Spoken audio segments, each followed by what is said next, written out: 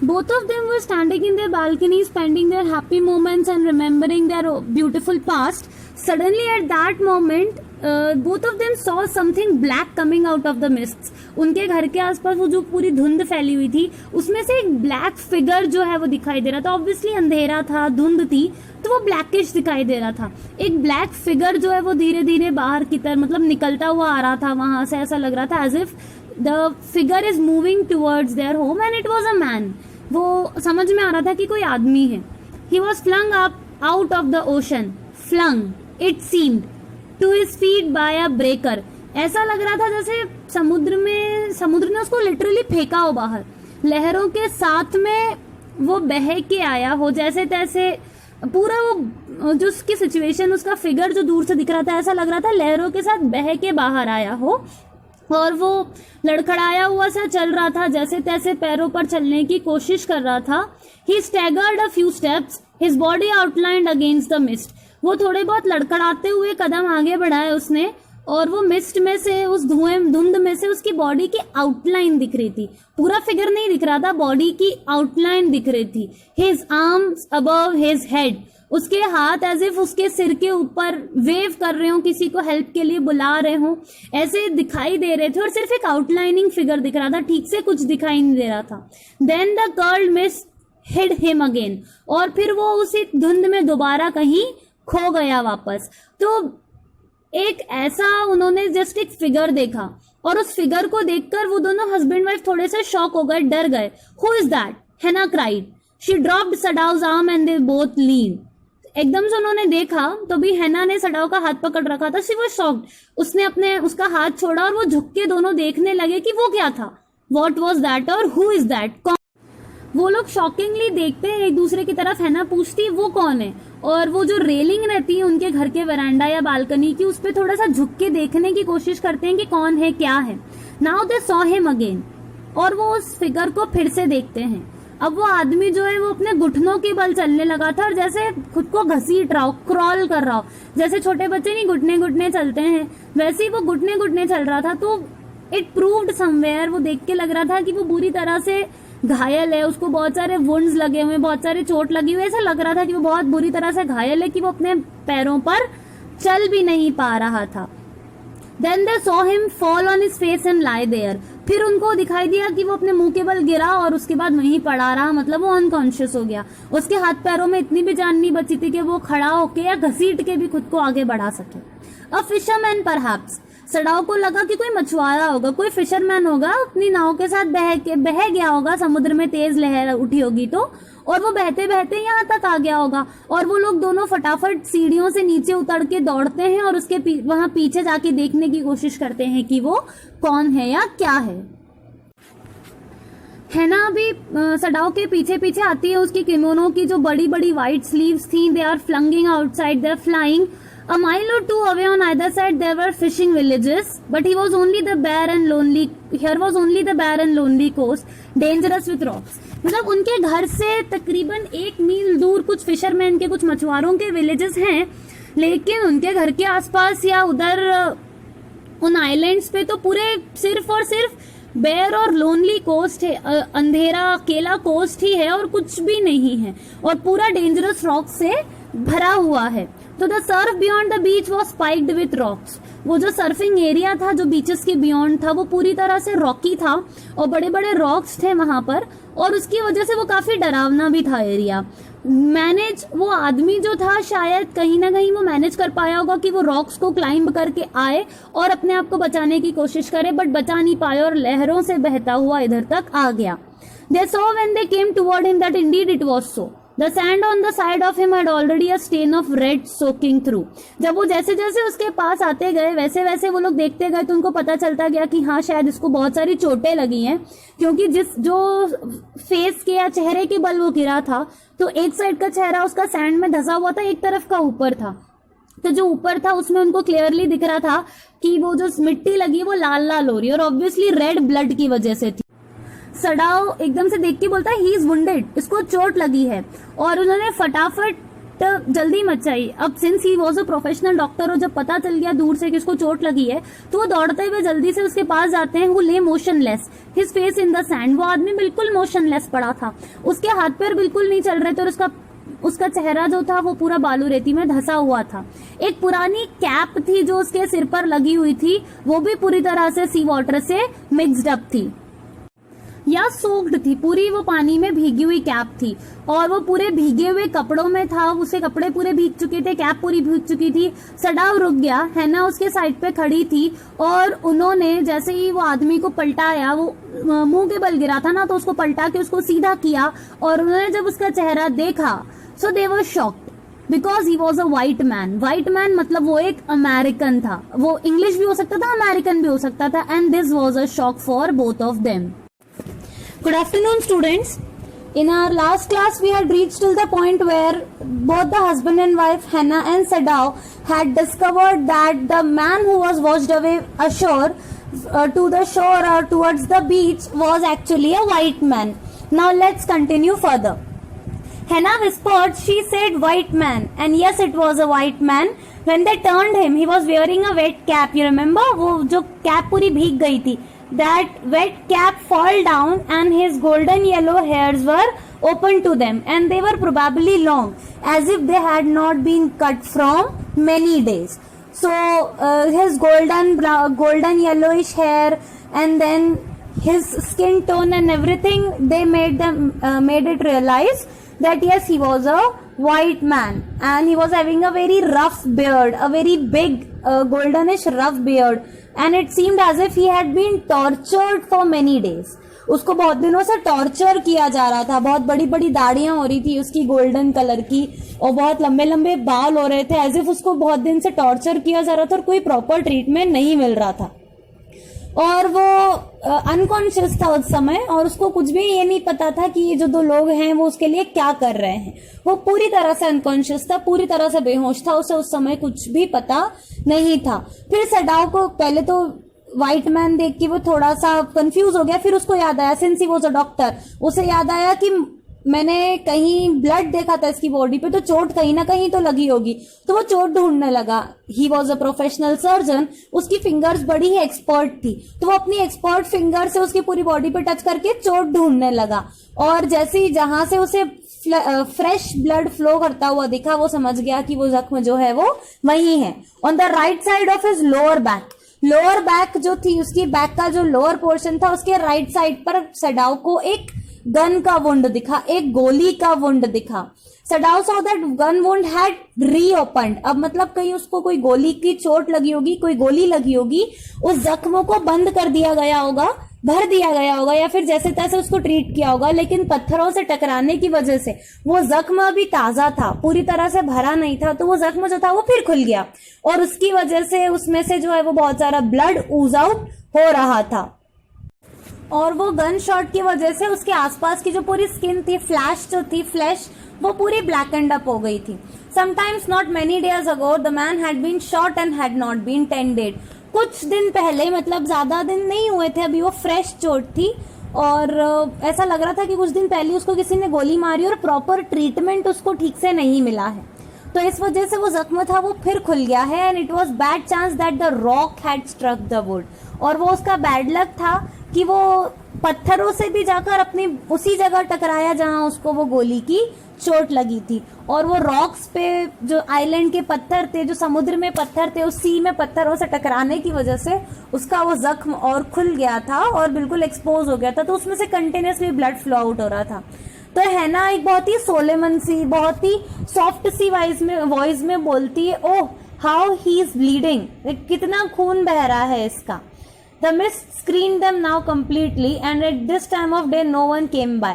अब क्या था, पूरी तरह से आसपास से जो वो धुंध से घिर चुका था, बहुत अंधेरा होता था उस बीच पर, उस शोर पर, और ये वो शाम का या रात का वो समय था जब नॉर्मली लोग वहां आते जाते नहीं थे, कोई भी नहीं आता जाता था, तो किसी को नहीं पता था सडाव और हैना के अलावा कि वो जो व्हाइट मैन है वो वहां पर पड़ा हुआ है। फिशरमैन के जो मछुआरे थे उनके भी घर जाने का जो टाइम हो चुका था, और जो बीच कॉम्बर्स हैं, बीच कॉम्बर्स मतलब जो नॉर्मली बीच पे घूमने वाले लोग हैं, या फिर सिंस वर्ल्ड वॉर का टाइम था तो जो पेट्रोलिंग करने वाले पुलिस के या आर्मी पीपल थे, उन्होंने भी सोचा कि मतलब दिन खत्म ही हो गया है, तो अब क्या, कौन जाएगा ऐसे अंधेरे रास्ते में। तो उस समय वहां पर हैना और सडाओ को पता था कि कोई भी आने वाला नहीं है, वो दोनों हैं और वो व्हाइट मैन है वहां पर। And they both were left with the white man over there and they are confused what should they do now, what shall we do with this man, Sadao muttered. Sadao अपनी, अभी उसके हाथ वो जख्मों को देख ही रहे हैं, ढूंढ ही रहे हैं, और वो साथ में कुछ फुसफुसाता भी जा रहा है, बोलता भी जा रहा है हैना से कि अब हम इसके साथ क्या करें। But strained hand seems to of their own will to be doing what they could snatch to stench the fearful bleeding. लेकिन उसके जो एक्सपर्ट हैंड थे, जो डॉक्टर ही प्रोफेशनल हैंड थे, उसका माइंड तो चल रहा था कि क्या करे, लेकिन उसके प्रोफेशनल हाथ जो है वो आसपास कुछ ढूंढने की कोशिश कर रहे थे जिससे कि वो उस फियरफुल ब्लीडिंग को, उस बहुत ही खतरनाक जो कंटिन्यूस ब्लीडिंग हो रही थी उस व्हाइट मैन को, उसको रोक सके, उसकी मदद कर सके। He packed the wound with sea moss that strewed the beach. अब आपने मॉस फर्न बेटा नाम बायोलॉजी में 9th-10th में हम सब पढ़ के आए हैं। मॉसेस और फर्न्स जो होते हैं ये बीचेस एरियाज पे पाई जाने वाली छोटी छोटी घास को कहते हैं। तो सडाओ जो है वो उस समय कुछ घास पत्तियां कुछ ढूंढने की कोशिश कर रहे थे जिसकी हेल्प से कम उसकी ब्लीडिंग को रोका जा सके। और वो आदमी जो है वो थोड़ी थोड़ी देर में उठ रहा था, उसे हल्का सा होश आ रहा था, पर उसको समझ नहीं आ रहा था कि उसके साथ क्या हो रहा है। लेकिन वो, हाँ, the man moaned with pain, वो करहा रहा था दर्द से, उसे बहुत दर्द हो रहा था और उसको कोई ट्रीटमेंट नहीं मिला था। तो वो थोड़ी थोड़ी देर में उठता भी अगर बेहोशी की हालत में से तो सिर्फ करहाता, दर्द से होता, उस पेन को फील करता, मौन करता और वो फिर बेहोश हो जाता, लेकिन वो पूरी तरह से नहीं उठा। अब सडाओ जो है वो खुद ही पूछते हैं कि क्या करना, और खुद ही खुद को समझाते हुए बोलते हैं कि बेस्ट थिंग यही हो सकती है कि इसको दोबारा पानी में फेंक दिया जाए। Now that the bleeding was stopped for the moment, he stood up and dusted the sand from his hands. अब उन्होंने मॉस वगैरह से उसको कवर अप किया तो ब्लीडिंग जो थी वो कुछ वक्त के लिए रुक गई थी। अब उन्होंने एटलीस्ट अपना प्राइमरी जो उनका प्रोफेशनल एथिक्स थे वो पूरे कर दिए थे, प्राइमरी हेल्थ तो उस बंदे को दे दी थी। फिर वो उठते और हैना की तरफ पलटते हैं और उनकी तरफ देख के और अपने हाथों में से जो वो सैंड लगी थी उसको झटकते हैं, as if he was asking some answer from Hana कि क्या करना चाहिए। तो हैना बोलती नहीं, अनडाउटेडली, बेशक बेस्ट है ये कि इसको पानी में दोबारा फेंक दिया, वापस डाल दिया जाए जहां से ये आया उधर पे ही। But she continue to stare down at the motionless man. वो भी बोल रही है लेकिन उसका मन नहीं कर रहा है कि ऐसा कुछ किया जाए। वो भी कंटिन्यूसली उस मोशनलेस आदमी को कंटिन्यूस देखते ही जा रही है कि कौन है, क्या है, यहाँ तक कैसे आया। पर फिर वो दोनों आपस में डिस्कस करते हैं कि अगर हम घर में एक व्हाइट मैन को रखेंगे, अमेरिका और जापान के बीच में बहुत बुरी वॉर चल रही है, वर्ल्ड वॉर में अमेरिका और जापान एक दूसरे के अगेंस्ट थे, तो बोलते हैं अगर हम एक व्हाइट मैन को अपने घर में रखते हैं, if he turned him over as a prisoner, he would certainly die. वो कहते हैं अगर एक व्हाइट मैन को घर में रखेंगे तो हम अरेस्ट हो जाएंगे, हमारे ऊपर सबसे बड़ी तलवार लटकेगी, और अगर हम इसको छोड़ देते हैं, पुलिस के हवाले कर देते हैं तो ये मर जाएगा। अब वो मन भी नहीं कर रहा है कि एक आदमी, इस लड़के को या उस आदमी को ऐसे छोड़ दें कि वो मर जाए, और ये भी नहीं कर सकते कि उसको घर में रख ले, दोनों तरफ से फंसेंगे। अब करें तो क्या करें, दोनों के पास दिमाग में एक क्वेश्चन मार्क था। तो हैना बोलती है इसके लिए सबसे अच्छा यही होगा, the kindest thing would be to put him back into the sea. इसके लिए सबसे अच्छा यही होगा कि इसको पानी में वापस छोड़ दिया जाए, जहां से ये आया था वहां वापस इसे कर दिया जाए। अब बोल तो दिया लेकिन दोनों में से किसी की हिम्मत नहीं हुई कि आगे बढ़े और उसको उठाए और पानी में दोबारा फेंक दे। उन्हें समझ नहीं आ रहा था कि वो डिसीजन उनका सही है कि नहीं। वॉट इज ही, हैना विस्पर्ड, लेकिन ये तो पता चले ये है कौन। एक इंग्लिश मैन है वो ठीक है, लेकिन है कौन, यहाँ कैसे आया, कुछ तो पता चले। तो वो सडाओ बोलता है कि इसको देख के थोड़ा थोड़ा लगता है, ऐसा लग रहा है थोड़ा बहुत कि ये अमेरिकन है। और फिर उसके पास में जो टोपी उसकी गिरी हुई थी वो उसको उठाते हैं, द बैटर्ड कैप, वो कंप्लीटली जो बैटर्ड हो चुकी थी पूरी सैंड और उस ब्लड स्टेन से, वो उसको उठाते हैं। And yes, there almost gone was the faint lettering. वहां पर उसके ऊपर एक लेटर, कुछ लेटर्स लिखे हुए थे जो कि ऑलमोस्ट पूरी तरह से खत्म हो चुके थे, खराब हो चुके थे, लेकिन फिर भी हल्के हल्के से फेंट से, थोड़े से, बहुत ही हल्के से दिखाई दे रहे थे। और उसमें क्लियरली लिखा था a seller, he said, from an American worship. जब उसने जैसे ही उसकी कैप उठाकर देखी और उसमें जो धुंधले धुंधले अक्षरों में लिखा था उससे समझ में आया उसको, और उसने हैना को बताया कि ये तो सेलर है, अमेरिका की एक वॉरशिप का सेलर है। मतलब वो शिप जो युद्ध में, वॉर में, वर्ल्ड वॉर में यूज की जा रही है, उसकी वॉरशिप का एक सेलर है। मतलब ये अमेरिकन आर्मी का, सॉरी, अमेरिकन नेवी का एक सोल्जर, ऑफिसर, कुछ भी हो सकता है। He spelled it out, US navy, उसके कैप पर लिखा था यूएस नेवी। तो ये तो समझ में आ गया कि वो आदमी जो था वो यूएस नेवी का सेलर था, ठीक है। मतलब वो नेवी से, यूएस नेवी से बिलोंग करता था, दुश्मनों की पार्टी से, एनिमी पार्टी से बिलोंग करता था। तो जब ये पढ़ा तब उन दोनों को समझ में आ गया कि वो एक प्रिजनर ऑफ वॉर है, POW। Now what are prisoners of war? बेटा प्रिजनर ऑफ वॉर शायद आपके लिए नया वर्ड होगा। पहले जब वर्ल्ड वॉर्स वगैरह होती थी, पहले के जमाने में जब हमारे भारत में भी युद्ध होते थे, तो वो क्या करते थे, जो राजा हार जाता था उसको बंदी बना के अपने पास रख लेते थे या अपने महल में ले जाके कैद कर देते थे। सिमिलरली वर्ल्ड वॉर्स में भी ऐसा होता था कि जब, अगर ऐसा हुआ था वर्ल्ड वॉर्स में भी, जो भी कंट्री हारती उसके जो सोल्जर्स रहते, विनिंग कंट्री उनको उठा लेते, लूजिंग कंट्री के सोल्जर्स को और ऑफिशियल्स को विनिंग कंट्री के लोग उठा लेते और अपने यहाँ बंदी बना के रखते थे। And they used to torture them. They are known as prisoner of war and that person was also a prisoner of war. So the person, the white man turned out to be a prisoner of war. वो हो सकता है Japan ने जब America की उसकी worship को defeat किया हो, हराया हो, उस समय ये सेलर जो है वो अमेरिकन से नेवी का, जो यूएस नेवी का सेलर है, वो बंदी बनाकर लाया गया हो और जापान में एज प्रिजनर रखा गया हो।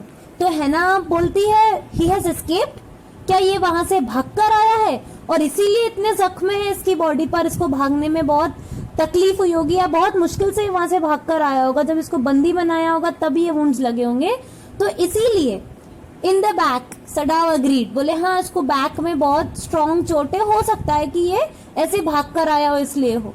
They hesitated, looked at each other, then Hannah said with resolution, थोड़ा सा हेजिटेट होते हैं, एक दूसरे की तरफ देखते हैं कि क्या करना है, फिर हैना जो है एक फर्म डिसीजन लेती हुई, बिल्कुल रेजोल्यूट होती हुई बोलती है, come are we able to put him back into the sea. Hannah बोलती है सडाओ को बहुत ही स्ट्रांग होके कि चलो क्या हम इसको पानी में वापस दोबारा ढकेल सकते हैं या वापस पुटअप कर सकते हैं सी में। तो सडाओ बोलता है अगर मैं कर सकता हूं तो ये बताओ क्या तुम कर सकती हो। She was saying with a very firm decision, with a very resolute nature. Still, Sadao को पता था हैना नहीं कर पाएगी, वो she was a very soft hearted lady. तो पूछता है अगर मैं कर सकता हूं तुम बताओ क्या तुम कर पाओगी। नो, हैना सेड, प्लेनली बोल देती है नहीं।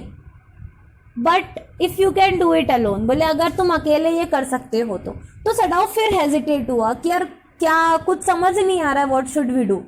वो बोलता है the strange thing is, he said, that if the man were whole I could turn him over to the police without difficulty, I care nothing for him.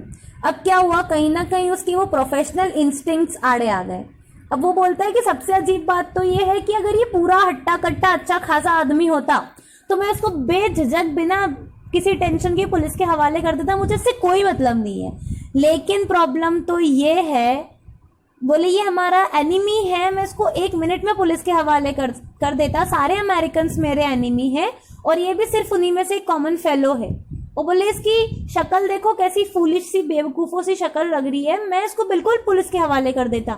लेकिन सबसे बड़ी प्रॉब्लम तो ये है कि अब ये जख्मी है, चोटिल है, इसको चोट लगी है। तो यहाँ जो उसके प्रोफेशनल वो डॉक्टरी इंस्टिंक्ट्स जो थे, those instincts were continuously nagging Sadao that no, you cannot do this. It's against your profession. You are seeing a wounded person in front of you. You have to treat him. वो जो instincts बार बार उसको आ रहे थे, उसको समझ नहीं आ रहा था कि अब क्या करे। तो वो कहता है कि अगर ये अच्छा खासा सही सलामत होता तो मैं बेशक पुलिस के हवाले इसको कर देता। You also cannot throw him back to the sea, say Hannah. हैना सेड। तो हैना बोलती ऐसे तो सिर्फ ये जख्मी है तो तुम इसको वापस समुद्र में भी नहीं फेंक सकते, वहां भी तुम्हें लगेगा कि जख्मी था और मैंने वापस सी में इसको फेंक दिया। Then there is only one thing to do, we must carry him. तो हैना बोलती है बस फिर अगर नहीं कर सकते तो लास्टली एक ही चीज बची, हम इसको उठा के घर ले जाते हैं। अब उनके घर में नौकर भी थे, तो सडाओ पूछता है लेकिन नौकरों का क्या करेंगे, सर्वेंट्स वो तो कुछ बोलेंगे ना, वो तो ऑब्जेक्ट करेंगे। तो हैना सिंपली बोलती है कि हम उनको बोल देंगे कि एक बार ये ठीक हो जाए हम खुद इसको पुलिस के हवाले कर देंगे, और हम इसको करेंगे ही। हैना बोलती कि एक बार ये ठीक हो जाए इसको पुलिस के हवाले कर देंगे, ऐसा हम सर्वेंट्स को कह देंगे और हम ऐसा करेंगे भी। We should be sure enough, we must think of the children and your position. तो वो लेडी ऑब्वियसली वो अपने हस्बैंड, अपने घर, अपने बच्चों सबके बारे में सोचेगी। तो वो कहती है सडाओ से हमें अपने बच्चों की और आपकी पोजीशन के बारे में सोचना होगा। हम इस एक प्रिजनर ऑफ वॉर के लिए इतनी सारी जान, इतनी सारी लोगों की जो जीवन है वो खतरे में नहीं डाल सकते, हम अपना सब कुछ खतरे में नहीं डाल सकते। एक प्रिजनर ऑफ वॉर के पीछे हमारा आपका रेपुटेशन, हमारे बच्चे, हमारी जिंदगी, हमारा जान, हमारा घर, सब कुछ खतरे में आ जाएगा अगर हमने इसको रख लिया। तो हम इसको ठीक करेंगे और पुलिस के हवाले कर देंगे। तो सडाओ मान जाता, बोले हाँ ठीक है, मैं इसके अलावा और कुछ नहीं करूंगा, मैं कुछ और करने की सोच भी नहीं सकता। इसीलिए वो दोनों इस बात पर अग्री हुए और उन दोनों वो उस आदमी को उन्होंने उठाया।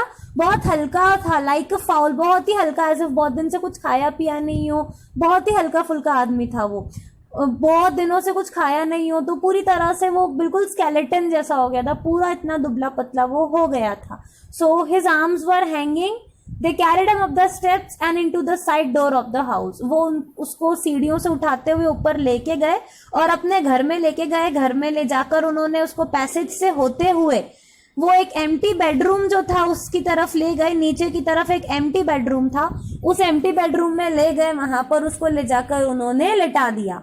वो बेडरूम एक्चुअली सडाओ के फादर का था जो उनकी डेथ के बाद अब पूरी तरह से खाली था, और उनकी डेथ के बाद से वहां पर कोई भी नहीं रहता था, उसको बिल्कुल भी यूज नहीं किया गया था। तो वो खाली बेडरूम में, जो एम्प्टी बेडरूम था, उसमें ले जाकर उन्होंने उस आदमी को लिटा दिया। डिसेंटली मेटेड फ्लोर, जो बिल्कुल ही डिसेंटली मेटेड, एक पूरा मैट, ब्यूटीफुल सी डिसेंट सी मैट लगी हुई थी उस पूरे फ्लोर पर, उस पूरे रूम में। तो उस बहुत ही डिसेंटली मैटेड फ्लोर पर ले जाकर उन्होंने उस आदमी को लिटा दिया। So now here, from here actually the Sadao's confusion and a state of getting up into a very ugly position will start। यहां से कंफ्यूजन शुरू होगा कि पेट्रियोटिक रहे कि प्रोफेशनल रहे।